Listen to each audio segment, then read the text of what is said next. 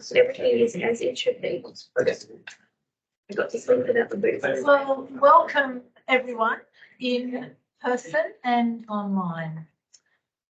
I first would like to respectfully acknowledge the traditional custodians of the lands where UNSW is located.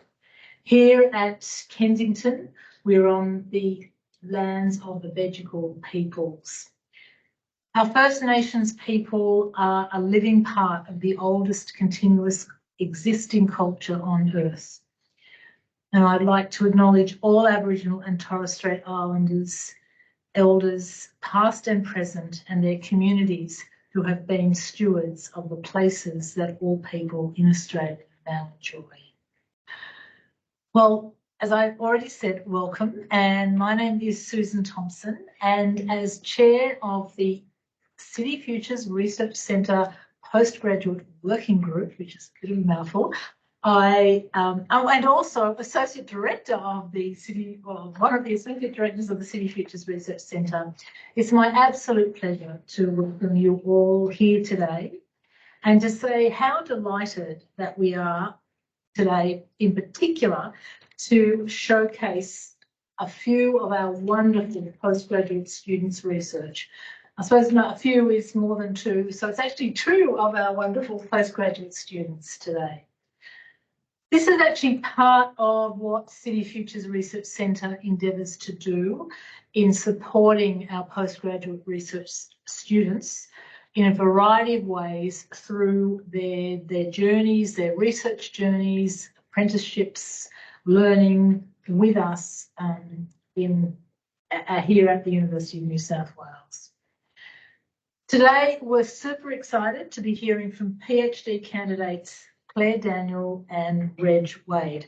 And we're going to be truly hybrid because we're going to have in-person presentation and a hybrid online presentation. So we're really embracing the new technologies, and great to have you both here in person and online. We're going to hear from Reg first. Reg is here in the room with myself and colleagues today. And what I'll do is I'll firstly introduce Reg to you and just a little bit of an overview of what he's going to talk about. Indeed, not much of an overview, but Reg will then present and we'll have a Q&A, and then we'll hear from Claire Daniel, who is our other wonderful PhD candidate that we'll be hearing from today. And at that time, following Reg's talk, I'll introduce Claire.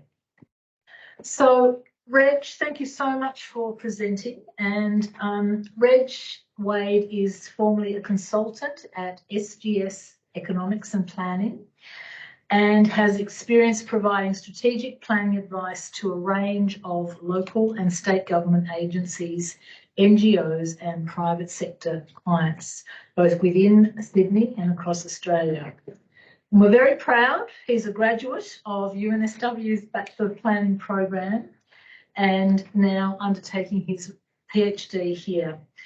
His research is focused on developing tools to better understand the impact of rezoning decisions on land value, feasibility and potential development outcomes.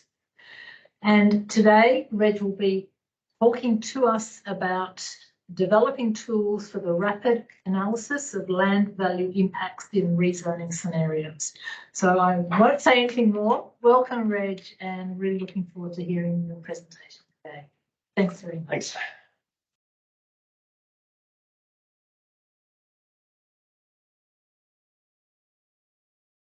Alrighty, well, thanks everybody for coming in person and tuning in online. Thank you for a great introduction. I guess I will jump into it. Yeah, okay, cool. So I guess just in terms of this presentation, I'll give a bit of an overview of the sort of key parts of the research, take you through a little bit of the background and context within which this was being developed, and then go through the process of the model that we've developed as part of this research, and then talk about where we're planning to go to from here. In terms of what did we do? Essentially, it's a novel method for assessing land value impacts from rezonings. I should clarify up front, when we're saying rezonings, we're not just talking about land zones, we're also talking about other planning controls, things like FSRs and height controls that will affect density. So essentially, it's a model which will apply a residual land value analysis, or RLV analysis, across a large number of land parcels at once, talking up to several thousand or more.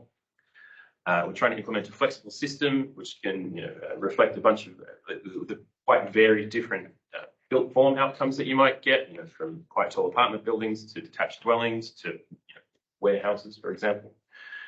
We've developed a prototype planning support system. That's what the PSS there stands for, which is the RAISE Toolkit version 2 that we've embedded in this first version that we've developed inside that. So we've got some screenshots from that as we go along.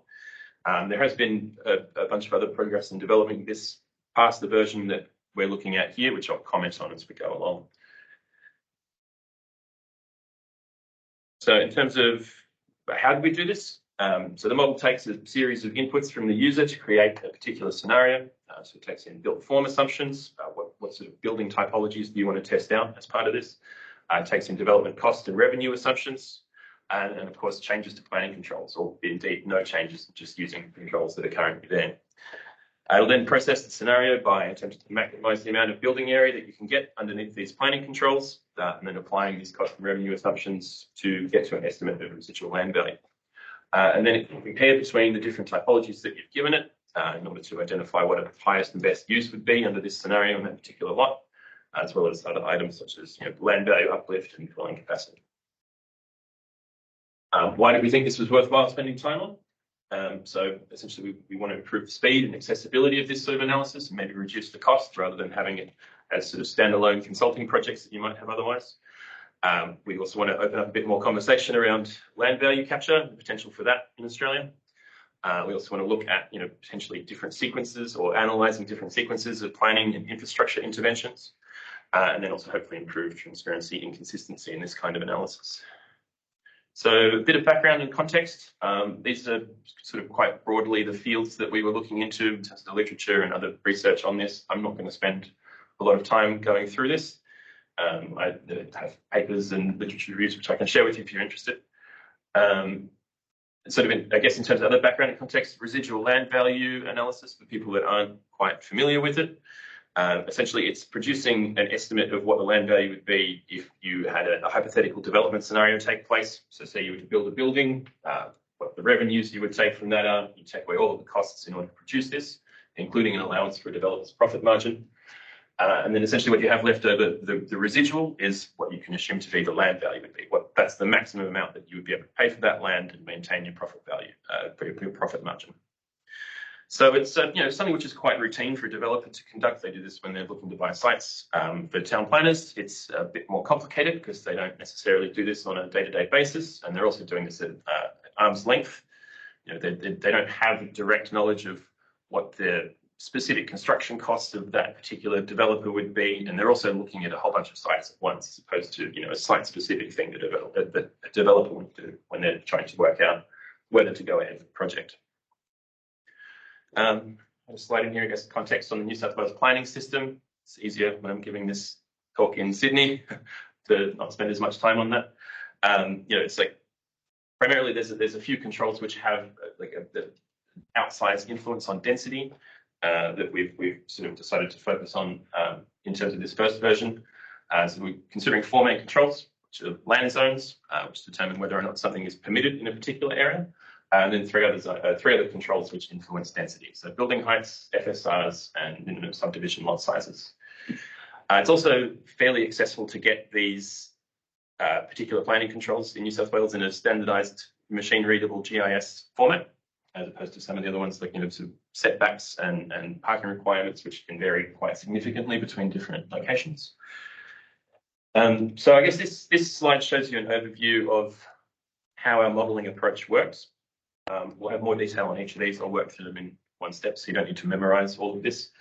Essentially, you specify some built form assumptions, your building typologies up in the top left, as well as your planning control assumptions. The model will then go to maximize the built form outcomes that you can get underneath these parameters, bring in your cost and revenue assumptions to produce some residual land value results, and at the end present back the results of this analysis to the user in a way that hopefully is useful for them. So we'll start off by talking through how we've implemented the built form assumptions in this first version of the model that we've produced. So essentially we broke down this idea into what we've termed built forms and components. Built forms are essentially representing a building typology, say, for example, apartment buildings, or you could say 6-story apartment buildings. And they can be made up of one or more components. And so this is part of setting up a framework that's going to be flexible. So essentially the user could try and replicate as many building types as they want.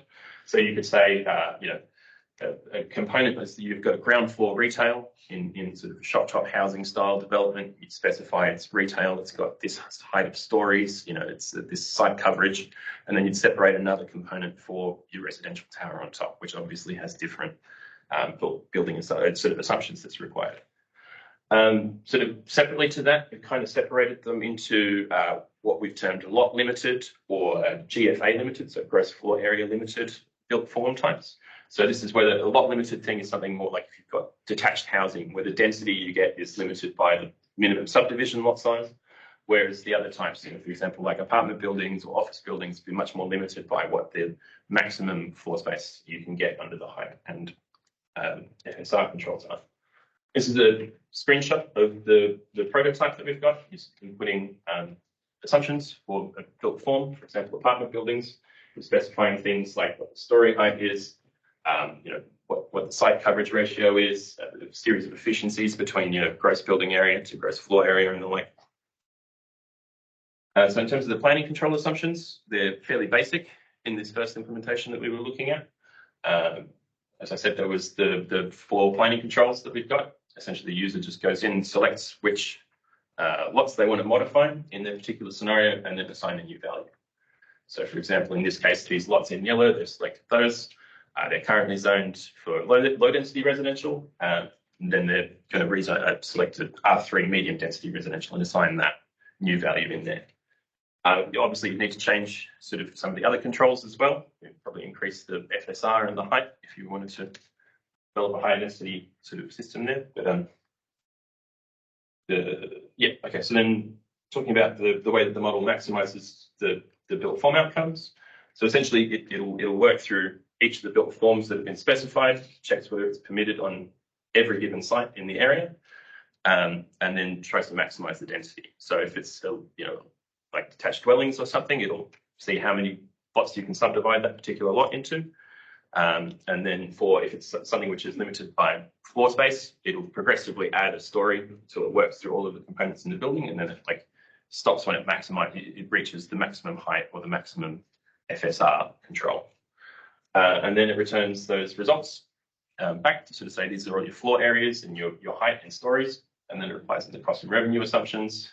So since we've got a range of cost assumptions in there, there's obviously the base construction cost of the building, which you need to take into account, like materials and labour and the like. So also things like professional fees, what you pay your architect, the developer's profit margin, and then a range of government charges. So in this first version of the model, for the revenue assumptions, we essentially had it so that the user would just specify an amount. This type of floor space would sell for $5,000 per square metre. And then as part of the future work, or the work that we've done since this first version, we've now linked this to an automated valuation model, which essentially will provide an estimate of what that sales revenue would be on a per lot basis. And sort of it applies the cost and revenue assumptions to get down to a residual land value, and then checks whether that residual land value for that particular lot has been the highest so far, and then says whether or not that was the highest and best use for that particular location. So it's fairly simplistic in this first version of the model. Like I said, we're working on additional assumptions, which I'll probably touch on a little bit. I've got a slide at the end for that. It's like something that, I guess, to highlight the purpose of this, it's like you maybe want to do multiple different scenarios. In one scenario, you've got the existing rates of government charges for infrastructure contributions, for example, and then you run a second scenario. If you say you wanted to impose a special infrastructure contribution, you can then start to explore what the different impacts on feasibility will be, and then hopefully set that at a rate where you're not restricting development, and then also still getting sort of funds for the infrastructure that would be required to support that. So in terms of the way that it returns the results back to the user, so essentially it's got summaries for the whole study area of the scenario that you've specified, as well as providing results on a lot-by-lot basis. We've got a couple just sort of examples of what the sort of results that get returned are, highest and best use, feasible capacity, that sort of thing.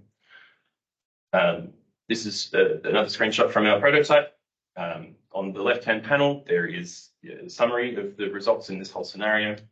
Key themes like showing the total value uplift that we've estimated in this specific scenario. We've resulted, it's like just shy of $100 million. I guess, sort of for context, the specific scenario we've used, we've got these sort of key areas here that in the middle that we've said we're going to go from a low density zone to a high density zone. This is a rather hypothetical demonstration. You'd probably have a much wider area that you'd be considering, and then essentially provide some mapped outputs of what the end result is on a lot by lot basis. It's currently showing what the development feasibility of those lots would be. You could go in and select a particular lot and then view results for that. So essentially it's giving you, saying that the highest and best use on this particular lot as part of these assumptions is an apartment building. It goes up to 6 stories. It's got 21 dwellings. The residual land value was 2.5 million, which is significantly above the 950K for the existing use. So we'd say, okay, that's a feasible development, most likely.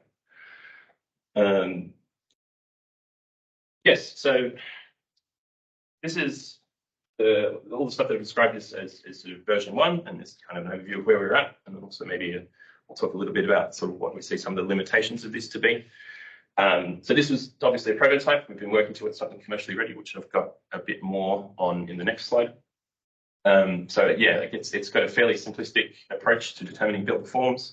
It's it's quite like the idea is you just sort of adding layers of stories. It's not including things like solar access or landscaped areas on a lot.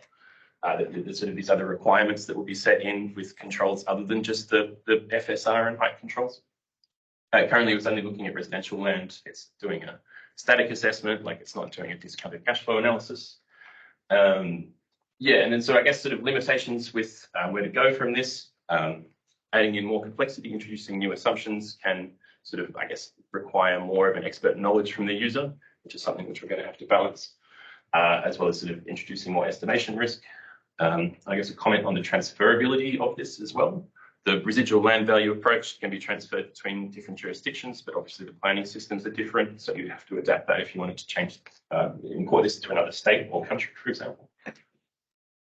So I guess the version 2 of this, this is like unfortunately timed, I guess, this presentation, because I should have this version pretty much finished in about 3 weeks, I'd say, early next year. So unfortunately, I don't actually have screenshots and outputs, and so I've been talking to the older version.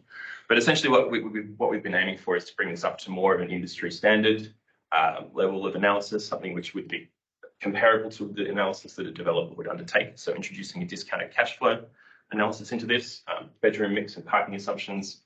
As I mentioned before, we've linked in the automated valuation model to provide these revenues, and as well as a couple of things like introducing affordable housing contributions and the capacity to look at non-residential land, albeit with a bit more of a manual intervention. And then where to from there?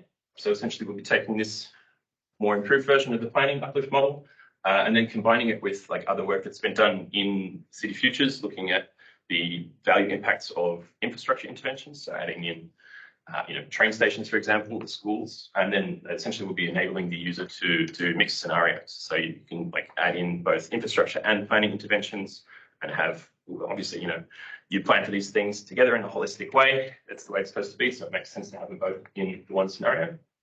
And then moving on, we'd be looking towards having the ability to introduce different time steps for the user. So you say, well, what if we rezone this area now and then build a school later, or vice versa, and then sort of hopefully start to understand the different impacts and what would be a better sort of sequence, or a more optimal sequence. So I guess in terms of just going over why we see this being useful, well, I think this is the first point. I kind of, I guess, is addressed it, I guess, having better, if you will, analysis, sort of improve the ability for these types of feasibility analysis to be conducted on like a bulk area at once. Quite often it's just you'll have to pick individual sites with an area that might be representative of your study area or different typologies. The aim is to be able to do your whole study area at once. And sort of having quite fast calculations is something that might enable this to be introduced early on in the process of planning for an area when you're sort of spinning up different scenarios for what possible outcomes or interventions. The second point is that, hopefully this opens a bit more of a conversation up about value capture and something which we think could be done possibly a bit more in Australia. And so this is something that might be able to help with that by quantifying what the value uplifts are and then sort of understanding what rates you can set value capture mechanisms and in order to sort of facilitate that without stymieing development. We're also interested in looking at this, the potential for analysing different sequences of infrastructure and planning interventions. It's not something which is explored very much in a sort of scenario planning or a predictive way, I think, so far in a lot of research. And yeah, we're interested in sort of improving transparency in these types of models and analyses.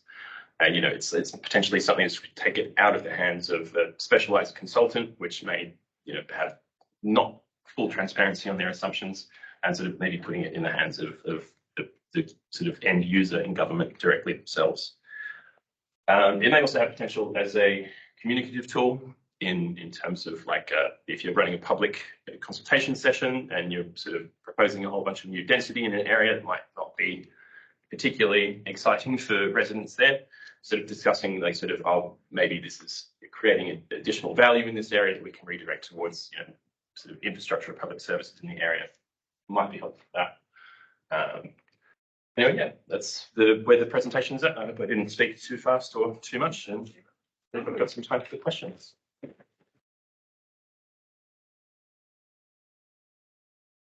Thank you, Rich. Well, I don't really need to be facilitating questions and answers so much, but are there any questions in the room? Yes.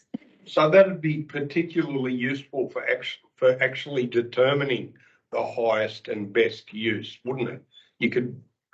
You'd do all the different uses and see which one gave the highest value thing. Yeah, that's part of the motivation for it. It's I think in a lot of cases there's the idea that if you just rezone it, stuff will happen.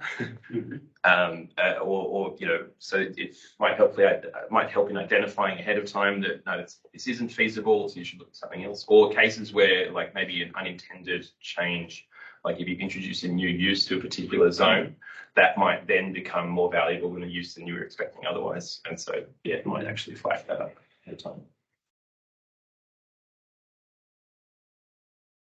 So at the moment, it's looking at two development types, apartments and detached houses. So at the moment in this version, it's got, so we put in like, I think about 6 or so pre-filled residential development types. There's dual locks in there, there's townhouses. It does include the new so-called missing middle types. Yeah, so there's room for them in that first version. Yeah. So essentially, it was being set up as like, I guess, a framework within which to add more functionality. So in the second version, which is like quite nearly ready, it's the sort of thing where you can just input within reasonable limits whatever assumptions that you want. So it's set up in a way that you can specify a median density form if you want. Say I want 2 dwellings on this lot for a dual occupancy, and they're going to be this big, for example. Or I just want to test out 2-story apartments, not going any higher than that, and then sort of that sort of thing. So you can specify essentially as many of them as you want, feed it in there, and it'll just like iteratively go through each one and return the results back. Thank you. Oh yes, we have a hand up. I'm Danny. From Dan. Yeah. Hi, Danny. Yeah, if you can turn on your mic and welcome to. Oh, hi. Hi, Susan. Can you hear me okay? Oh, Danny, I know you. Hi. Should I turn the camera on? Oh. Yes, if you'd like to. Oh, hi, Reg. Well, sounds great. Sounds great. But a question from me: does the model take into account the use of clause 4.6? Bit of jargon here in LEPs, to vary LEP standards, without a rezoning. It does not. I've assumed that you're following what the standards as they've been set out. Look, it's not something which would be that hard to include in there. It's you could say, well, this is the FSR, and you can go another 1 or 2 meters above or another. It'd be possible to accommodate it in the analysis in the way that the model works. It's something which I didn't necessarily want to go for up front. Because if you start modeling that, then it's like I feel like it might add to a bit of a creep, as you go up and up. But it's something which you can include. Because I agree. I mean, the plot thickens because they're side by side, rather than an LEP amendment that changes things. Yeah, that's great. Thanks very much, Reg. No worries. Thank you. Thanks, Susan. Great, Danny. Any other online questions? Because am I allowed to ask a question? Or I'll offer a comment. Just thinking about some of the equity issues of, value uplift and what have you got some sort of commentary about that and how this might sort of feed into that, or is that sort of well beyond what you're doing? I don't know if it's well beyond. I mean, it's the sort of thing where this is a tool. You know what I mean? It's the sort of thing which could be used to identify where there is value uplift and maybe a more equitable share between who is benefiting from this and then who is paying for that as well. Obviously, that would require the political will to do so, and I think that's probably the main impediment to sort of having those sort of changes. But I think I can see it as having potential to encourage that. Because a lot of the time, I think there's a lot of cases where you'd say, "Oh, we've rezoned it to this, and we're imposing this tax." People value capture, I should say. Shouldn't say the T word, otherwise that wouldn't get off the ground. And people will say, "Oh, no, you're taking too much value," and then it's like I guess quantifying that could help.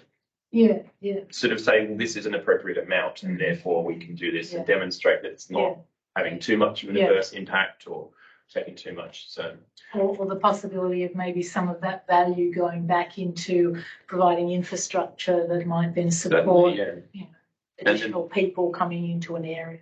Yeah, and that's also part of the rationale of having these mixed scenarios of both infrastructure and planning interventions. Because if you've got all this in here and you're looking at what the value generated by these rezonings are, you can at the same time look at what all the costs of providing all the infrastructure is.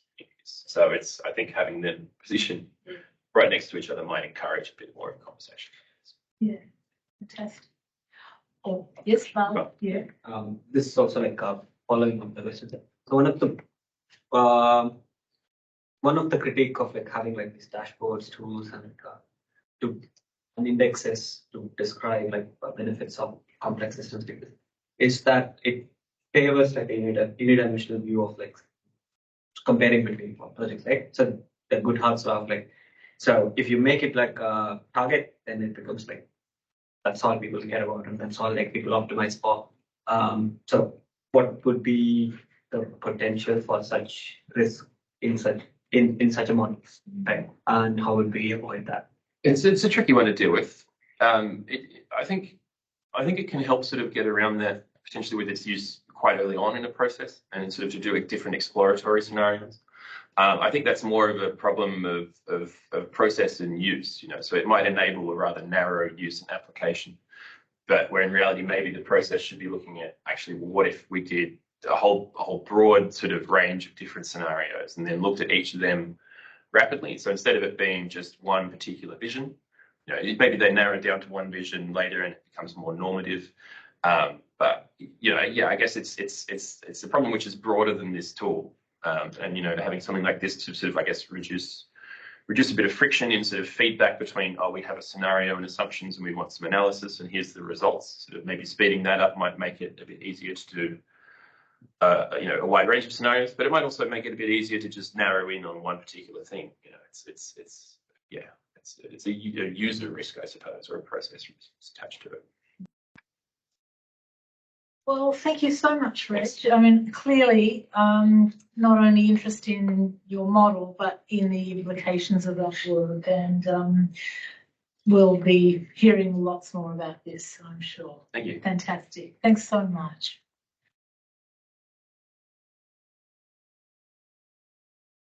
Now we're going back online, and hi Claire, great to have you presenting for us. And I'm just going to briefly introduce Claire Daniel, who will now give the second presentation, and then we'll have Q&A for Claire's presentation. But first of all, Claire, huge congratulations on the submission of your PhD thesis entitled Digital Planning Practices, a multi-stage study on current approaches and future prospects for the use of analytics in urban planning practice. And I have to say, also, congratulations to your supervisors, our very own Chris Pettit from City Futures Research Centre, Director here, and Lyra Bennett-Moses from the Allens Hub for Law, Innovation and Technology. So well done all. Claire's research and professional interests lie in helping planners ethically navigate digital change. Wow, well, that's a fairly important topic and very, very contemporary. Alongside doing the PhD, Claire has been heavily involved in the Planning Institute of Australia's Plan Tech initiatives. And in today's presentation, Claire's going to delve into connections between tech, policy and politics, identified as potentially rich avenues for future interdisciplinary work between technical and social scholars within City Futures Research Centre. And as you can see on the screen, the title of Claire's talk is Governing the Use of AI in Planning, Reflections from a Case Study on the Use of Analytics in the Planning of Greater Sydney. So thanks very much, Claire, and over to you now. Thank you. Hi, thanks, Susan. Could I just get some feedback to check that my slides are changing? Yes, They are. great. Great, and that you can hear And me you're quite coming- clearly. Coming across loud and clear in the room, and hopefully that's all good for everyone online. Okay, that's brilliant. Thank you, Susan, and thanks, everyone. I really wish I could be with you all there today, but when I submitted my PhD, I moved out of my share house and I've been living on the road for 2 months, traveling around Queensland, and haven't quite made it back in time. So thank you for giving me this opportunity to present online. So let's get into it. Developments in big data and artificial intelligence have led to a resurgence of interest in digital technology to solve urban problems. And we can even see that excitement mirrored in planning scholarship. And so that's evidenced by the surge in publications that we see utilizing some of these terms in recent years. History shows, however, that hopes for new digital technologies does not always lead to their adoption in planning practice. And there have been many criticisms at past attempts at things like large-scale urban modelling, and these date right back to the 1960s and 1970s. And these include concerns that quantitative measures present an overly reductive view of the world, and promote technocratic and black box decision making. So as this new wave of enthusiasm for the development of data and computationally intensive planning tools and methods grows, so does the need to critically examine their use in planning practice. And we also need to start thinking about the governance measures that may be required to ensure that decision making using these types of technologies is transparent and that public interest safeguards are put in place. So I've recently submitted a PhD which involved empirical research on the use of technology by urban planners, and particularly the use of data analytics in a strategic planning context. This talk on the governance of AI in planning really reflects on the findings of this work.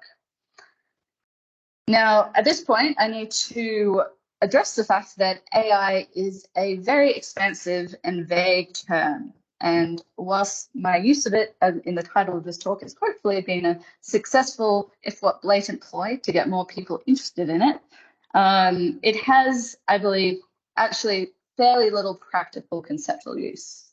AI covers a very broad range of potential methods on a spectrum of low to high complexity and computational intensity. So to clear this up, in my PhD research, I investigated the use of data analytics within my case study, regardless of the computational complexity of the underlying method used.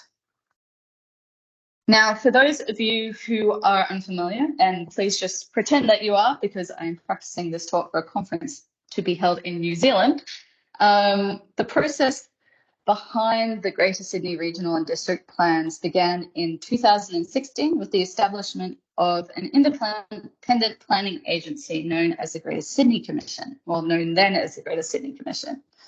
The plans were formally adopted in 2018, and there have been various implementation initiatives that have been going on since then. They had recently started on revising these documents, but a change of government has resulted in the abolishment of the commission as we knew it, and that's just happened recently this year. So at this point, the future of the form of this strategic planning process is a little up in the air, but I only collected data up until the end of 2022 though. So we can ignore these complications for now. So the objectives of this part of the research that will be covered in this talk were as follows. So describing the use of data analytics in strategic planning, examining the governance framework surrounding the use of data and analytics, identifying gaps in these governance frameworks and challenges to filling them, and discussing potential solutions and avenues for future research. As the time is restricted, like Reg, I will only be able to scratch the surface of the PhD, but welcome questions and follow-up discussion. So the case study was conducted using a mixed methods approach. This included a content analysis of formal planning documents, including kind of the background studies, adopted plans, and monitoring reports. There are about 65 of those, as well as a sample of written community submissions. I constructed a network from the citations within the document, and this allowed analysis of the relationships in this kind of system of data production and analytics and data use that surrounded this strategic planning process. And the final stage of the research involved key informant interviews with 20 professionals involved in the formulation of the plans, either directly or indirectly. And because I'm not sure when I'll get another chance to talk to you, this is part of a broader PhD. The other parts of it included a citation network analysis of the planning support systems literature that's been published.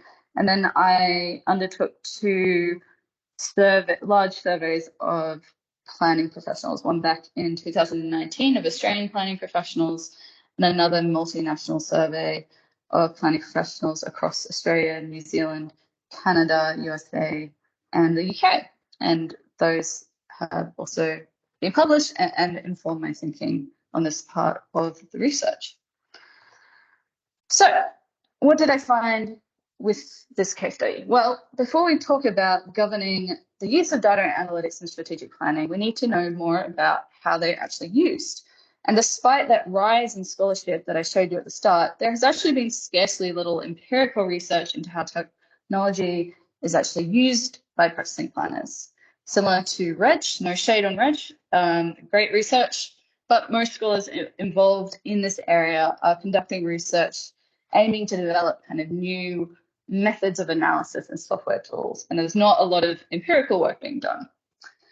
And so what my analysis of this case study's planning document showed was that data analytics actually only had a small part to play relative to the overall evidence base that was referenced in these planning documents. I found that planning documents were just as likely to reference another written report to themselves present data analytics that the authors had themselves undertaken, or even make direct reference to data analytics or data sets that have been undertaken by others. That being said, I found that data analytics had a distinct role to play in this process, and the more complicated analytical modeling exercises were essentially undertaken for the purpose of providing quantitative estimates of the area, the amount of different land uses, both estimates of what exists there now and what is needed in the future, whether that be the number of houses or the amount of industrial land required to serve a growing population. And conversations with key informants indicate, though, that, of course, all efforts were made to derive realistic estimates through this modelling. The primary kind of underlying purpose for these kinds of exercises is ultimately one of coordination.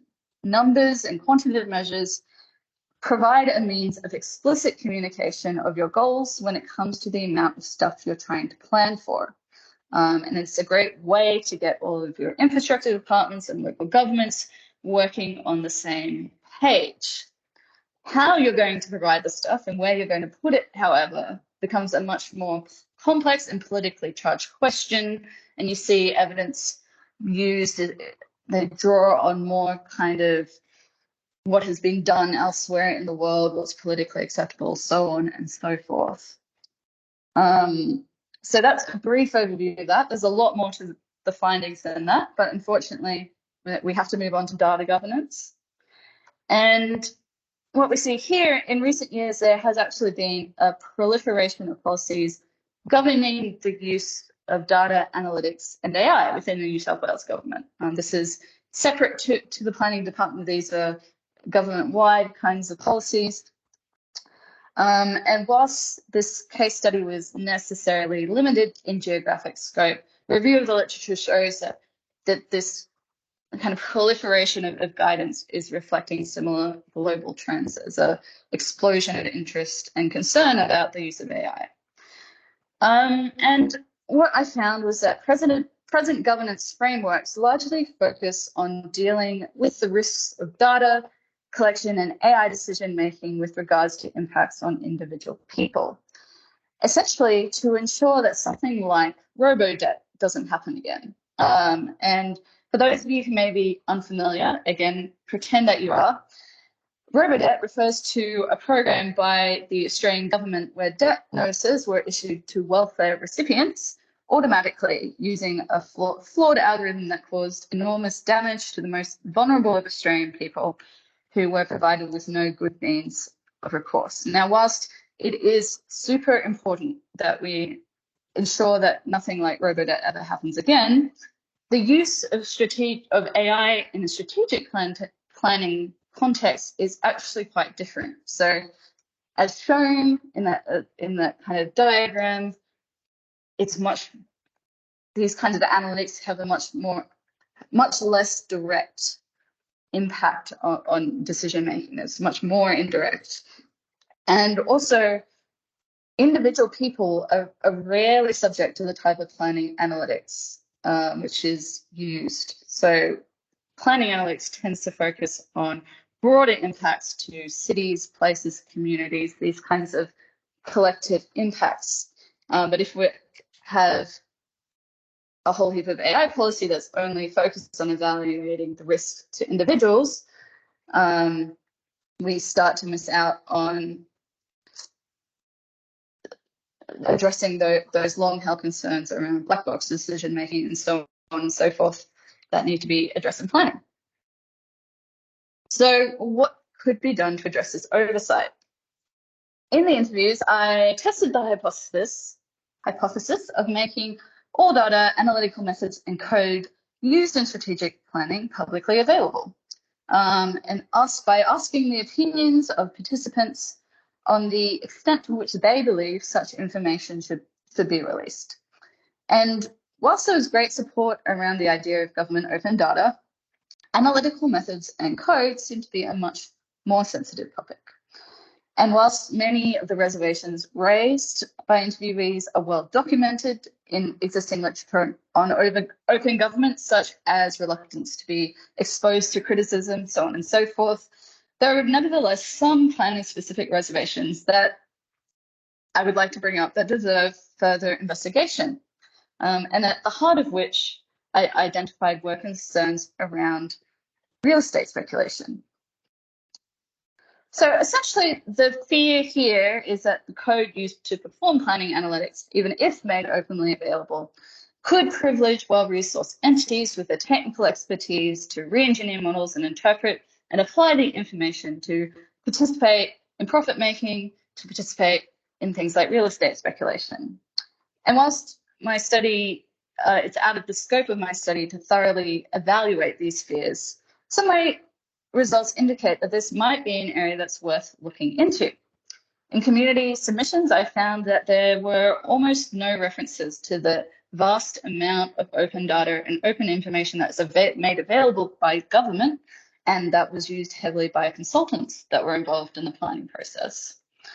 And thinking into the future, we now have the emergence of giant online real estate platforms, such as Zillow in the USA, who have started experimenting with applying artificial intelligence to the vast amount of property information available to algorithmically buy and sell property. And it seems likely that any such information released by planners would be consumed by these machines. Further research, however, would of course be required to confirm an actual link between the publication of planning data and real estate speculation. As a side note here, also as another thing that I found interesting to think about was that the analysis, when you look at the network of how data is used, it suggests that open data, whilst it was incredibly important input to the planning process, may also make it easier for government to outsource work in planning analytics to private consultants. And without the correct governance measures around that, that is something that may decrease rather than increase transparency in government without thinking about how that can be done. So with kind of wrapping up these thoughts, this is an example, I think, of the limits of digital technology to solve our problems. An example that even if implemented with the best intentions, how technology can act to reinforce existing systems and inequalities. It is widely recognized that many of the problems with land speculation can be kind of addressed through taxes on windfall property price gains, as we were just discussing, in fact. But the reluctance to implement such measures has much more to do with politics than with analytics.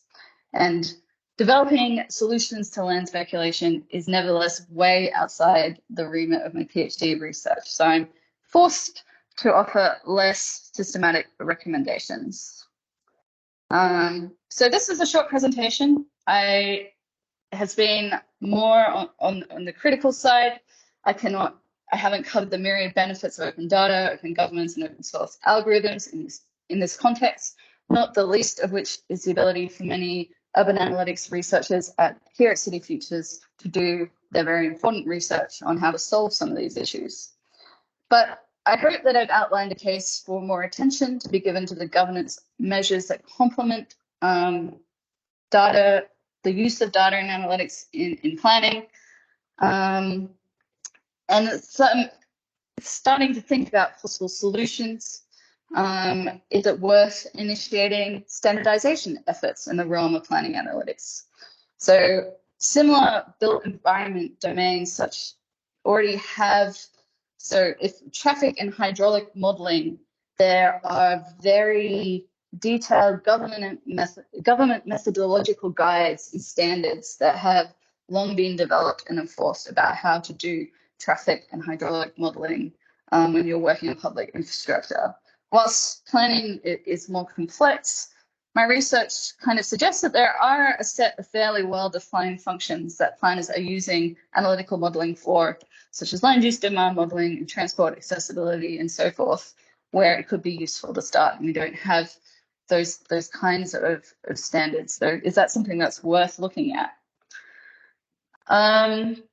Another thing is whether thinking about, okay, if we're releasing information and that's giving a tendency to outsource, can we think about investing more in government data analytics capabilities to kind of try to balance the system a little bit better? Can we think about things like, I guess when you get to that more computationally intensive types of modeling, where it is harder to track how all the assumptions in the data analysis, are there going to be standard methods we can use to examine the inputs and outputs of things like machine learning for biases and unintended consequences in relation to environments and communities, rather than simply putting in a guideline that evaluates the risks to individual people? And finally, with the release of technical information and data, can we put in more effort into making information available in formats that are more accessible to people, and that can act to ameliorate some of these information asymmetries that we may be creating? So finally, I'd like to acknowledge Chris, my co-author for this, for his supervisory support during this research, and of course also Larry Bennett-Moses, who also provided substantial supervisory support for this element of the project, but is not listed as co-author due to quite strict conventions in the law faculty regarding authorship and student work. But thank you to both of them. And yeah, thank you. Fantastic. Thank you very much, Claire. And we'll open up for any questions or comments or points of discussion. You've put out a few fairly big issues there, thinking about unintended consequences of your research, and I'm thinking about unintended consequences of all sorts of research. The whole issue of open data and how that gets much more use, but also how do we actually get people understanding that it's available, how to use it. Looking for questions. Any questions online? No. Not yet. Is there a question online? No. No. Okay. Susan, Ken. Oh, yeah. Go. Thanks, Daniel. I'm Brian. Just have a quick question on your solutions. So, remember there were like 4 bullet points, and the third one was examining the input and outputs to the AI model for bias check or something like that. Do you have a little bit more specific idea how could you or any governments can have access to input output of the AI model? So would that be something like a random sampling of the data, or Yeah, this is not the technical details behind machine learning. I'm not an expert in machine learning. So some of the other people in the room might be better placed, but essentially, because what a machine learning model or these other very computationally intensive models, they're looking for patterns, non-linear patterns in huge amounts of data, and it's basically impossible for even the programmers of those models to track exactly why, in the way that if you just do a standard linear model, if you're just saying, okay, X will affect this much by 30%, and this is going to have 50% impact, and you can kind of have very clear keeping track of that kind of mathematics that's going into your model. You can't do that with some of these more computationally intensive models. And so what you tend to do instead is that you then do statistical analysis on the inputs and the outputs to check what for unintended consequences and where the biases are turning up in your outputs. So if you ask Midjourney to give you photos, nice stock images of people around a boardroom, it's always going to be basically men, because that bias is reflected in the past data. So then you can do things to kind of counteract that if you want to use those tools, and they're super useful tools. You can then be much more intentional about how you use them. And so at the moment, when we look at the governance frameworks that are being formed in this area, they are thinking very deeply about how do we make sure that if we are implementing AI in government services, so something like whether someone gets welfare payments, whether someone gets government assistance, or even something simpler. But if we think of that situation, how do we make sure it's not sexist or racist or so on and so forth, and developing governance around how we make sure we check the outputs of these models for all of these things about individual people. Could we do something similar, but for cities, for communities, and all of those kinds of things, and develop some governance and frameworks around this? I suppose is my proposal there. I hope that explained it better. And I haven't seen this talked about extensively, at least not in the urban analytics community that I've been part of. And I'm just, throw it out. Like it's a nice intersection between urban modeling and social science. And given City Futures Research Centre has some amazing social scientists and amazing urban analytics people, it could be an interesting realm to explore. Thanks. Claire, we've got a question from Bill online. Howdy, Bill. Hi. Yeah. Hi, Claire. That was great. Terrific, actually. And all best of luck with the PhD. But enjoy yourself in the meantime, before you know. Look, I think this raises a really, really fundamental issues about why we're doing all this. And I reflect back on Reg's presentation. Terrific work on trying to understand that particular aspect of the development process, and basically who makes what out of development. But it does worry me that a lot of these technical solutions, if I can put it like that, to complex political and social problems, economic problems, I do worry about the governance structures under which they operate. I mean, whose interests will be best served by these models? We've seen in the past attempts to open up the planning system in a more kind of a more equal way, with participation. It always gets closed down, or seems to get closed down. Very difficult to know how these tools are going to be used in a positive way, rather than become just the playthings of the cognoscenti, the bureaucrats, or the developers on the other side.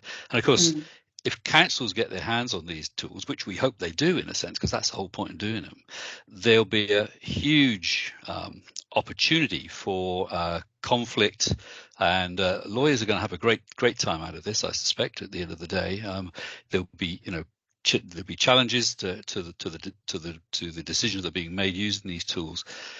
I do worry about that. How's your research going to help us get over those sort of problems? A nice simple question from Bill. Thank you. And you've got 1 minute to answer it. I guess the answer is that there hasn't been much empirical research done on how these things are being used. And when it has been done, it's usually been testing a specific digital tool, and testing whether it's easy to use, or testing. Whereas this, what I've done is a little bit different in that I've kind of looked at the process first, the planning process first, and then looked at the types of data and analytics that were used in it, and regardless of what data and what tools were used, and kind of systematically identified those. So at least it provides some evidence to bring to bear to the conversation, instead of talking about hypotheticals. So I hope that helps. For me, it was a little bit, I think it was interesting because my thinking on this changed rapidly throughout a PhD. If you look at my first description of the PhD, I was going to develop an open source monitoring tool that was going to have transparent, like a real open government, open data, very two-dimensional view of the world. And once kind of going through this process and examining the complexity of the planning process and all of the information sources, and you get like hundreds of organizations, because I looked at the number of organizations as well that were producing the information, and hundreds of organizations involved in just the technocratic part of this planning process. So, sorry, that's a very rambling answer. Yeah, no, look, it's too. Maybe I should be there. We can go out for a drink afterwards and discuss it. But perhaps you should send your PhD to the New South Wales Planning Minister, who seems to be completely wrapped with AI. Talks about it all the time. Every time I've seen him. Yeah, Anyway. I'm doing a bit of. Chris and I are on the Peers Plan Tech Advisory Group, and we had a meeting a few weeks ago to start developing a bit of a policy guideline around appropriate uses of AI in the context of development assessment, and disambiguating some of the, because again, disambiguating AI becomes very important, because the precedent-based AI, where you're just crunching data based on the past decisions and using that, versus something that's fairly transparent and programmatically set out, and trying to force ministers to delineate a little more would be very helpful. But yeah, it's very, very sexy and seductive right now. I think it's going to take a few years for this area to mature, and then we can have more productive conversations. Thank you. Certainly a developing area, and certainly lots of opportunities for research, and indeed, practice implications, massive practice implications, and of course with the political overlay. But very nice sort of questions, issues that Bill has raised for us to end on. Thank you very, very much, Claire. And that wraps up our seminar today. But just before we rush off, first of all, thank you both to Reg and Claire very much. Fabulous presentations and really exemplars of the quality of our PhD students, our postgraduate students here in the City Futures Research Centre. Thank you both. And I also think this is our last seminar, City Futures. No, one more, I beg your pardon. Okay, well, I won't go there. But what I do want to do is for today say a few very special thank yous. I want to thank the postgraduate working group members who have been working together with myself through the year. That's Matt, Charlie and Fatima. Thank you for your work, and looking forward to lots of exciting things happening next year. And thank you very, very much to Ali, who's, I was just about to say, Ali, who's in the lab with us, and she's ducking in and out, getting more things organised. And very, very big thank you to you, Lee, for all your hard work, getting the tech sorted. Absolutely brilliant, and a great hybrid meeting today. So thank you very much. All those things, Background often goes unnoticed. Thank you to you in the room and online, and wish you a very good evening, good afternoon, and look forward to seeing you all again.